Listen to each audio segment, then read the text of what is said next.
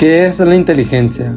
Las características que asociamos con el concepto de inteligencia, como la capacidad de solucionar problemas, de razonar, de adaptarse al ambiente, han sido altamente valorados a lo largo de la historia.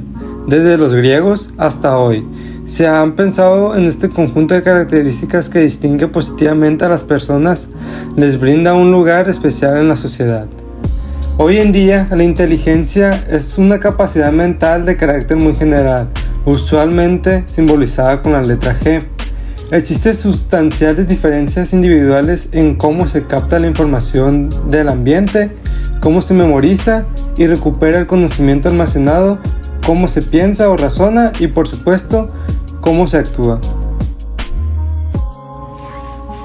Nuestra inteligencia integra estas y otras funciones mentales, contribuyendo a explicar las diferencias individuales observadas que pueden ser cuantificadas a través de los test estandarizados con una alta fiabilidad. Los individuos con un mayor nivel intelectual perciben lo más eficientemente detalles más relevantes de su entorno, memorizan con mayor eficiencia, razonan de modos más sofisticados y eligen las acciones más apropiadas de cada situación. En contra de lo que a menudo se piensa, la inteligencia no es una capacidad para adaptarse al ambiente. Es una capacidad que permite a los humanos modificar ese ambiente para que se adapte a sus particularidades. Cuando esa modificación no es posible, se opta por seleccionar los ambientes más adecuados. La adaptación es un recurso más. Asimismo, a partir del nivel intelectual de una persona se pueden hacer pronósticos bastante precisos sobre su conducta en una amplia variabilidad de situaciones cotidianas. Así, por ejemplo, los estudiantes más inteligentes suelen obtener mejores dividendos educativos. Los trabajadores más eficientes son usualmente también más competentes intelectualmente. Hoy en día, los estudios epidemiológicos publicados en la última década han revelado que los ciudadanos más inteligentes son generalmente más saludables y longevos. En la imagen se pueden denotar los resultados de un estudio retrospectivo en el cual se explora la relación lineal entre el fallecimiento por distintos tipos de trastornos y el nivel intelectual evaluado 6 décadas antes de obtener los indicadores sanitarios. La conclusión es que, a mayor nivel intelectual a los 11 años de edad, menor probabilidad de haber fallecido a los 79 años por distintas causas. Herbie Hunt, en su manual sobre la inteligencia humana publicado en el 2011, concluye que las diferencias individuales en inteligencia son un factor importante en la variación humana, aunque la inteligencia no determina por completo el éxito en la vida, contribuye de modo significativo. Es indudablemente una variable clave para comprender el comportamiento humano. Los elementos de la inteligencia humana, modelos factoriales.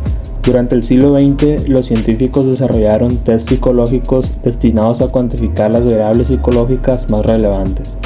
La medida ha sido esencial para producir una serie de modelos conceptuales sobre la inteligencia humana. En esos modelos se representan formalmente las dimensiones básicas de las diferencias individuales de inteligencia. Los psicólogos inventaron la técnica estadística del análisis factorial para que el resumen de la información obtenida después de realizar test a una población grande tuviera una naturaleza cuantitativa. El análisis factorial permite resumir las puntuaciones de los individuos evaluados en una serie de factores según la correlación o covariación que de hecho se observa. Kevin S. McGraw describió el estatus de la denominada CHC, Cattell-Horn-Carroll Theory of Cognitive Abilities, la cual se puede considerar un modelo psicométrico consensuado actualmente sobre la estructura de la inteligencia humana. Existe otro modelo, el cual es de Johnson y Bouchard, llamado VPR, Verbal, Perceptual Image Rotation, el cual se enfoca en 3 diferentes puntos de vista, el verbal, el perceptivo y el de rotación. Si se desea comprender el funcionamiento de la inteligencia humana en el contexto social, el modelo CHC puede ser más relevante que el VPR, puesto que está más orientado a la evaluación de la inteligencia en la práctica psicológica. En cambio, para vincular las principales dimensiones de la inteligencia al cerebro humano, Posiblemente el modelo VPR sea un marco de referencia más apropiado que el CHC, dado que este está más orientado a la investigación básica, especialmente en la neurociencia. Al saber todo esto, no podemos decir que uno sea mejor que el otro.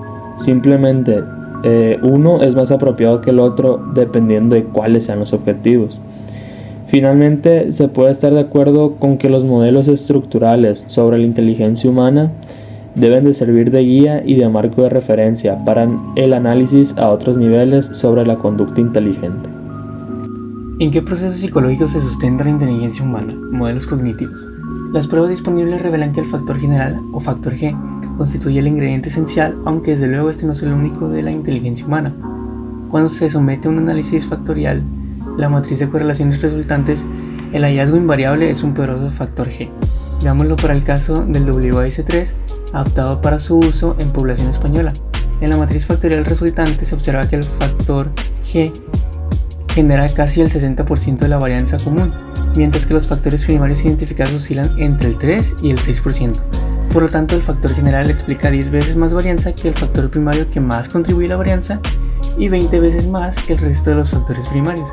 Para entender un poco más este tema, vamos a tener algunos de los conocimientos sobre el análisis cognitivo o experimental de la inteligencia, distinguidos entre el procesamiento simple y complejo de la información. Entonces, iniciando con el procesamiento simple, vamos a tener que se investiga usando el ST. ¿Qué quiere decir esto? Elementary Cognitive Tasks. Las ST tratan de evaluar una serie de procesos cognitivos simples independientemente del conocimiento específico o del contenido de la información. Estas exploran procesos cognitivos tales como la captación del estímulo, la discriminación, la elección, la búsqueda visual y el rastreo de la memoria a corto plazo y la recuperación de información desde la memoria permanente. Entonces vamos a tener una cascada en la cual inicia con un buffer sensorial, aprehensión del estímulo, discriminación, codificación y 4 tipos de memorias: la memoria primaria, la operativa, la episódica y la semántica. Iniciando con el buffer sensorial, vamos a tener que protege el sistema de ser saturado por la información sensorial. Filtra la ingente cantidad de información que el organismo captura del entorno. La aprehensión del estímulo es la percepción de un cambio en un determinado estímulo. La discriminación supone respuestas diferentes a diferentes estímulos. La codificación supone asignar un código a un estímulo. Y vamos a tener que estos tipos de memorias se dividirán en 2 grupos: la memoria a corto plazo, que va a comprender la memoria primaria y la memoria operativa o de trabajo, y la memoria a largo plazo, que sería la memoria episódica y la memoria semántica. En cuanto al procesamiento complejo, el procedimiento consiste en elegir problemas similares a los usados en los tests estandarizados de inteligencia y usar metodología del procesamiento de la información para encontrar posibles causas de las diferencias de rendimiento. Los tests de inteligencia constituyen, de hecho, tareas cognitivas propiamente dichas. El test de Raven constituye una excelente medida de GF, por lo que averiguar cuáles son los procesos cognitivos que contribuyen a explicar las diferencias de rendimiento en ese test puede develar algunas claves sobre la diferencia individual en GF. La creación y almacenamiento de subobjetivos y relaciones permite trabajar con soluciones tentativas, manteniendo siempre los resultados de la tentativa previa. A modo de conclusión, el análisis experimental de la inteligencia ha permitido avanzar en el intento de averiguar cómo se resuelven algunos tests de inteligencia o cuáles son los procesos implicados. Y llegamos hablando de lo que sería biología de la inteligencia. Pero ¿por qué es importante saber o aprender acerca de biología cuando estamos hablando acerca de algo cognitivo, algo acerca que sucede en el cerebro? Porque resulta que la biología, la estructura del cerebro tiene mucho que ver con la forma de inteligencia que tiene que ver una persona, con la capacidad de razonar y la capacidad de comprender ciertas cosas.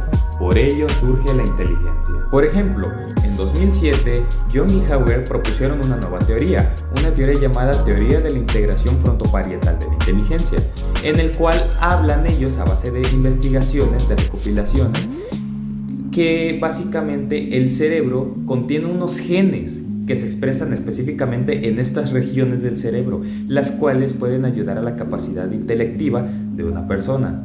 Confluyendo factores genéticos y no genéticos, el cual dio origen a un término llamado conexión cerebral.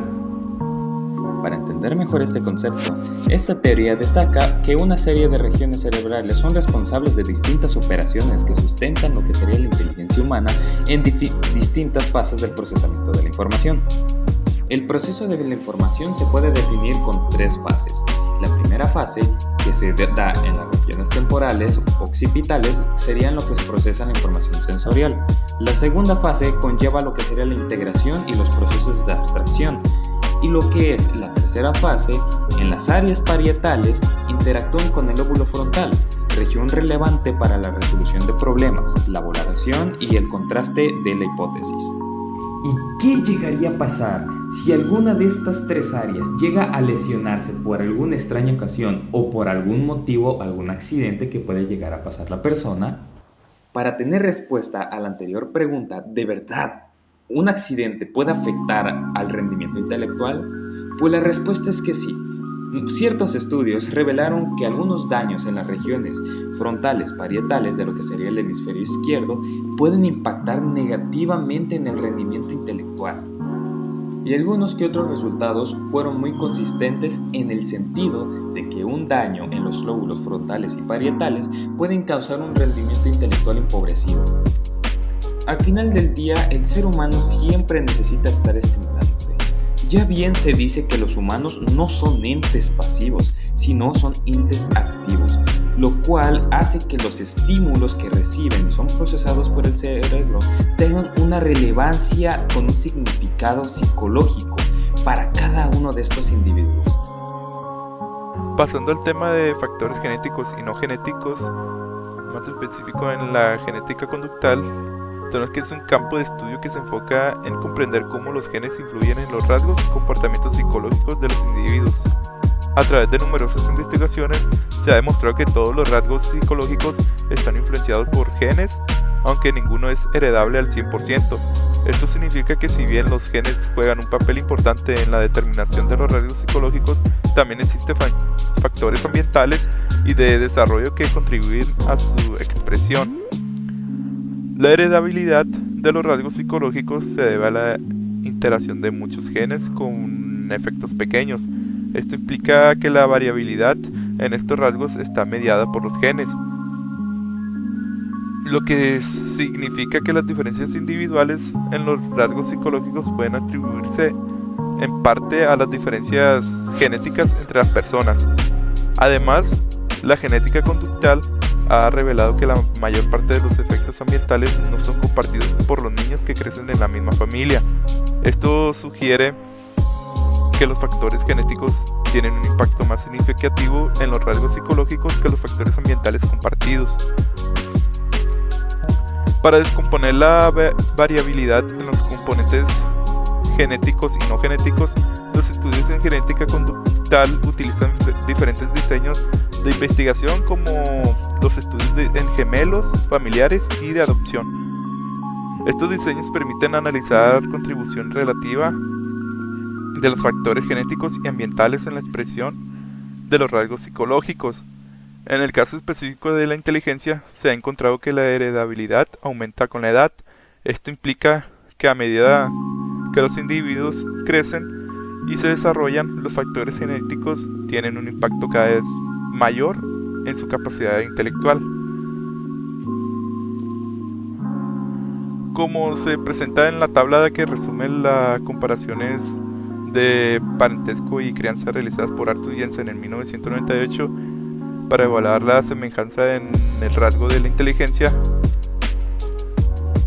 dan resultados que muestran la correlación entre diferentes tipos de parentesco y crianza. Por ejemplo, los gemelos idénticos criados juntos tienen una correlación de 0.86, lo que indica una alta semejanza en la inteligencia.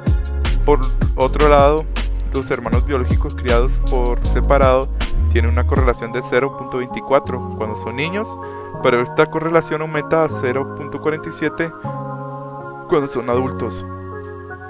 Estos resultados sugieren que la influencia genética en la inteligencia aumenta con la edad. Además, se observa que la influencia del ambiente compartido es baja, representando solo el 0% de personas adultas sin parentesco pero criadas juntas. También en la tabla de Howard